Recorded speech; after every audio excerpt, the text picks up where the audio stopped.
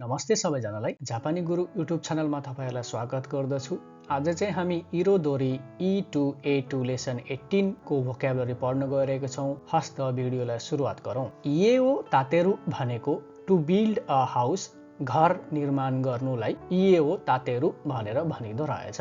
इन्स्यो भनेको इम्प्रेसन, छाप भन्ने अर्थमा इन्स्यो। उमाकुइकु भनेको टु गो वेल, राम्ररी चलिरहनु भनेर भन्नु पर्दा उमाकु इकुको प्रयोग हुँदो रहेछ। एपिसोडो भनेको प्रसंगात्मक सन्दर्भ अथवा एपिसोड भन्ने अर्थमा चाहिँ एपिसोडोको प्रयोग हुँदो रहेछ। ओबोसुरु भनेको टु एप्लाई फर, दरखास्त दिनु भन्ने अर्थमा ओबोसुरुको प्रयोग हुँदो रहेछ। ओखानेओ खासेगु भनेको टु अर्न मनी, पैसा कमाउनु ओखानेओ खासेगु। खाइस्यानी शिउशोकुसुरु भनेको चाहिँ कम्पनीमा रोजगारीमा लाग्नु अथवा to get a job in a company खाइस्यानी शिउशोकुसुरु भन्ने हुँदो रहेछ। खाइस्याओ चुकुरु भनेको to start a company, company खडा गर्नु भनेर भन्नु पर्दा खाइस्याओ चुकुरु। यस्तै गरी गाइदो भनेको गाइड, खानगाएरु भनेको टु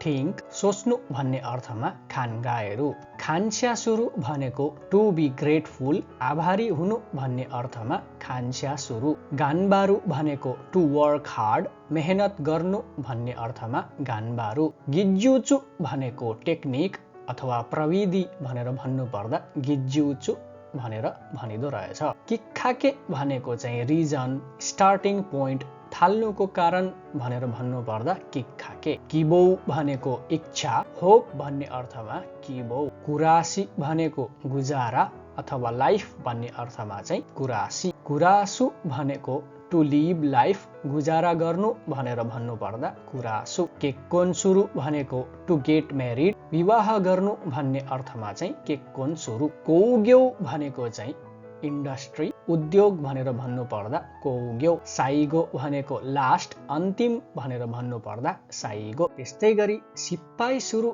भनेर भन्नु पर्दा असफल हुनु, टु मेक मिस्टेक्स भनेर भन्नु पर्दा सिप्पाइसुरु। जिदौस्या भनेको अटोमोबाइल, गाडी भनेर भन्नु पर्दा जिदौस्याको प्रयोग हुँदो रहेछ। शौराई भनेको फ्युचर, भविष्य भनेर भन्नु पर्दा शौराई। शोकुनिन्नी नारु भनेको एक शिल्पकार बन्नु भनेर भन्नु पर्दा शोकुनिन्नी नारु। सिरियाउ भनेको चिनाजानी गर्नु, चिनाजानी गर्नु भनेर भन्नु पर्दा सिरियाउ। सिन्गाकुसुरु भनेको to go on to higher education, उच्च शिक्षा अध्ययन गर्नु भनेर भन्नु पर्दा सिन्गाकुसुरुको प्रयोग हुँदो रहेछ। सिन्सेचुनिसुरु भनेको टु बी काइन्ड अफ, दया माया गर्नु भनेर भन्नु पर्दा सिन्सेचुनिसुरु। जुत्तो भनेको अलवेज, निरन्तर भनेर भन्नु पर्दा जुत्तो। सुतोरेसु भनेको स्ट्रेस, तनाव भन्ने अर्थमा चाहिँ सुतोरेसु। जेइबी भनेको मेन्टेनेन्स, मर्मत सम्भार भनेर भन्नु पर्दा जेइबीको प्रयोग हुँदो रहेछ।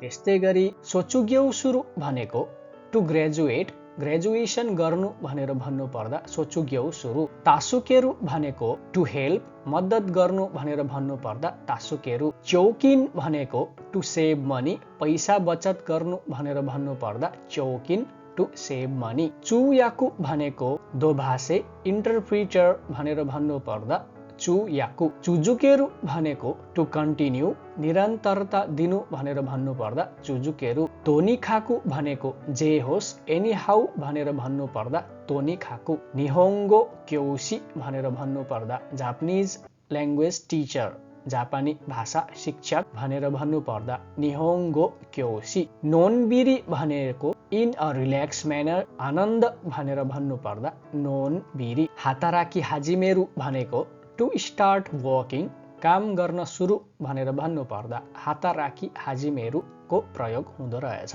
हितोकोतो भनेको अ वर्ड, दुई शब्द भनेर भन्नु पर्दा हितोकोतोको प्रयोग हुन्छ। हिरोगेरु भनेको टु एक्सपान्ड, फैलाउनु भन्ने अर्थमा हिरोगेरु। हेताना भनेको to be not good at, नजान्ने भन्ने अर्थमा हेताना, हेता नजान्ने। बेचुनो भनेको अर्को, अनदर भनेर भन्नु पर्दा बेचुनो। होखानोकुनी भनेको अर्को देश, अनदर कन्ट्री भनेर भन्नु पर्दा होखानो कुनी। बोस्यु भनेको भर्ती खुला भनेर भन्नु पर्दा बोस्युको प्रयोग हुँदो रहेछ।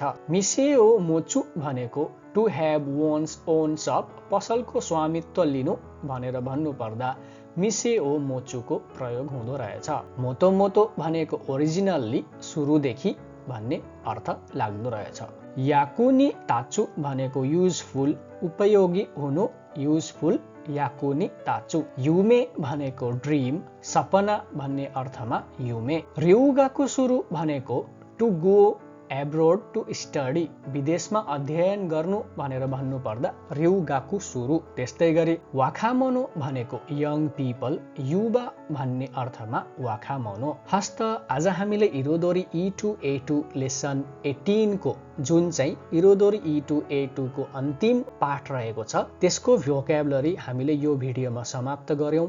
अर्को भिडियोमा फेरि नयाँ कोर्स लिएर आउनेछु। त्यति बेलासम्म यी भोक्याबुलरीहरू याद गर्दै गर्नुहोला। भोक्याबुलरी सँगसँगै खान्जीहरू पनि याद गर्दै गर्नुहोला। हस्त अर्को भिडियोमा नयाँ कोर्समा फेरि भेट्नेछु। त्यति बेलासम्म बिदा चाहन्छु। राम्रोसँग बस्नुहोला। हस्त नमस्ते।